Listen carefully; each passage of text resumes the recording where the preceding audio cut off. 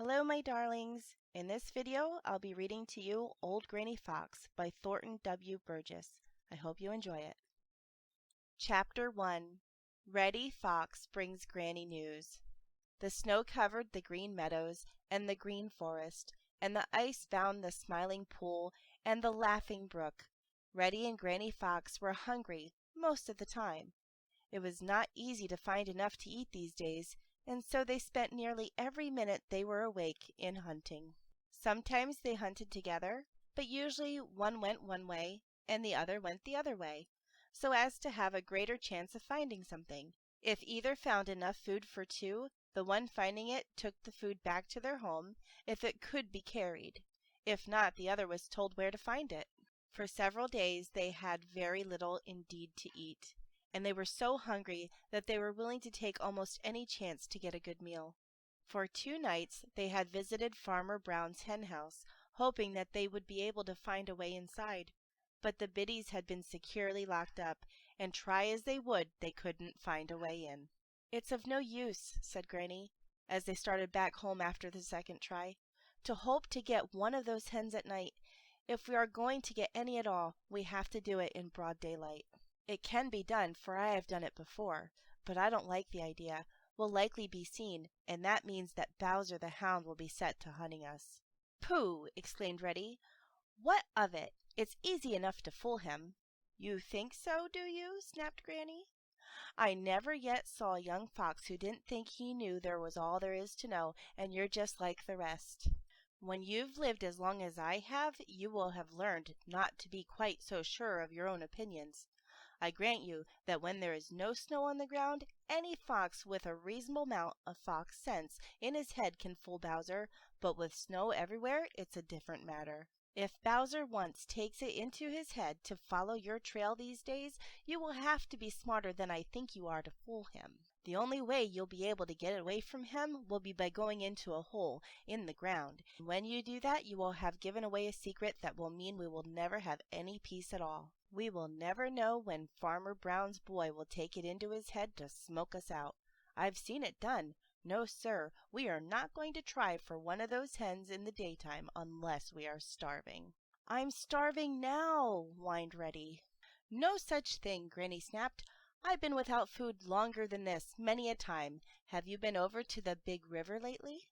"No," replied Reddy. "What's the use? It's frozen over. There isn't anything there." "Perhaps not," replied Granny, "but I learned a long time ago that it is a poor plan to overlook any chance. There is a place in the Big River which never freezes because the water runs too swiftly to freeze, and I've found more than one meal washed ashore there. You go over there now while I see what I can find in the Green Forest. If neither of us finds anything, it will be time enough to think about Farmer Brown's hens tomorrow." Much against his will, Reddy obeyed. "It isn't the least bit of use," he grumbled, as he trotted towards the Big River. "There won't be anything there. It's just a waste of time." Late that afternoon he came hurrying back, and Granny knew by the way that he cocked his ears and carried his tail that he had news of some kind. "Well, what is it?" she demanded. "I found a dead fish that had been washed ashore," replied Reddy. "It wasn't big enough for two, so I ate it." "Anything else?" asked Granny. "No," replied Reddy slowly. "That is, nothing that will do us any good. Quacker, the wild duck, was swimming out in the open water, but though I watched and watched, he never once came ashore." "Ha!" exclaimed Granny. "That is good news. I think we'll go duck hunting." End of Chapter 1. Chapter 2. Granny and Reddy Fox Go Hunting.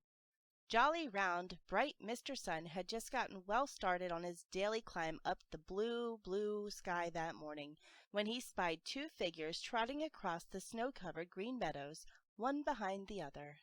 They were trotting along quite as if they made up their minds just to where they were going.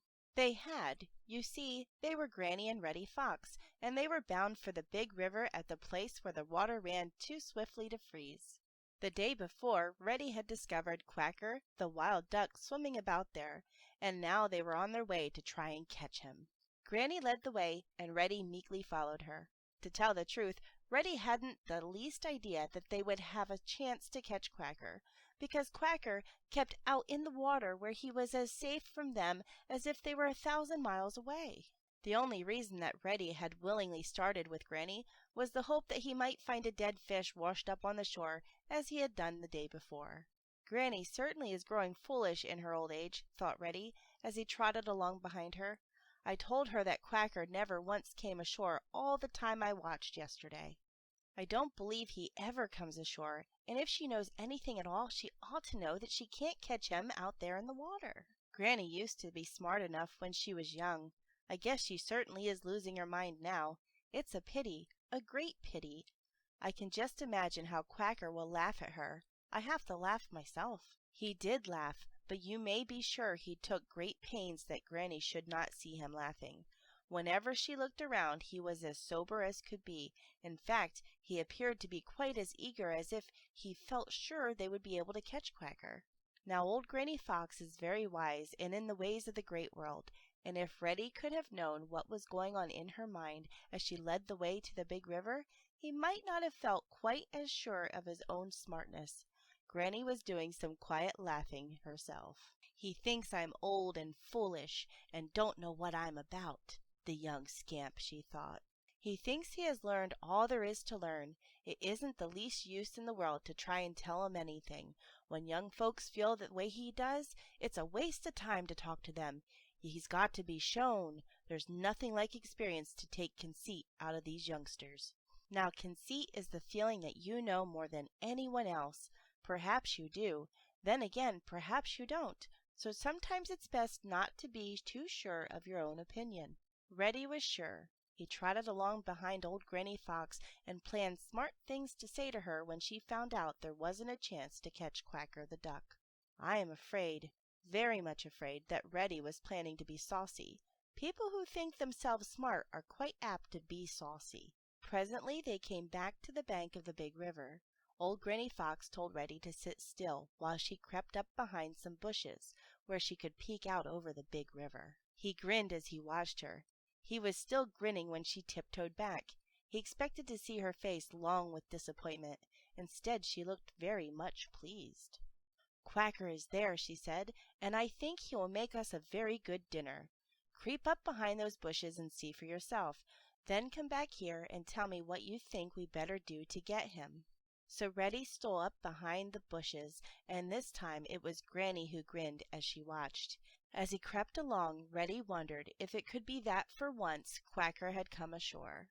Granny seemed so sure that they could catch him that this must be the case.